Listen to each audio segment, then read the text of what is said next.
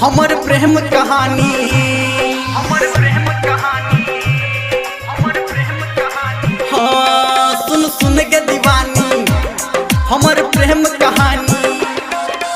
ढेर दिना से रखने छी हम मन में एकटा राज, हमारा जान मारैया गे तोहर कोयली सन आवाज, हमारा जान मारैया गे तोहर कोयली सन आवाज।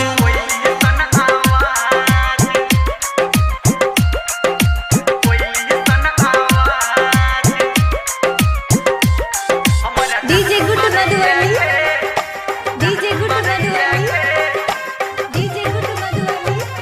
तोहर कोयली सन आवाज, तोहर कोयली सन आवाज,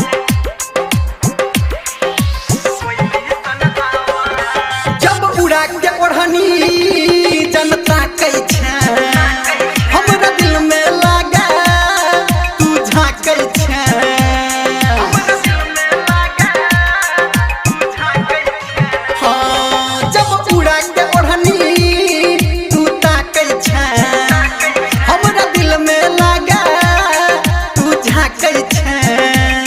हमर चैन उड़लिए जब से नहीं लड़लिए, नहीं नीक लगैया खाना पीना नैया कोनो काज, हमारा जान मारैया गे तोहर कोयली सन आवाज, हमारा जान मारैया गे तोहर कोयली सन आवाज।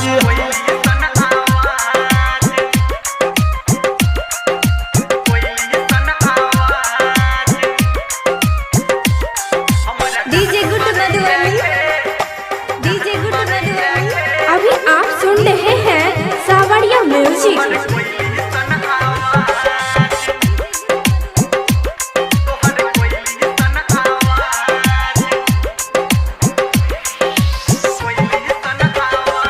तोहर रूप सलोना बड़ निक लागै छौ, तोरा होठ के लाली बड़ निक लागै छौ,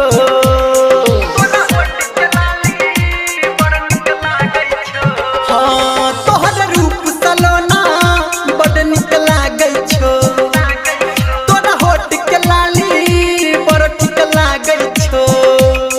धर्मेंद्र कहै छौ, संजय गौतम कहै छौ, हम छी सरगम तोहर रानी तू छा हमर साज, हमरा जान मारैया गे तोहर कोयली सन आवाज, हमरा जान मारैया गे तोहर कोयली सन आवाज। ढेर दिना से रखने छी हम मन में एकटा राज, हमरा जान मारैया गे तोहर कोयली सन आवाज, हमरा जान मारै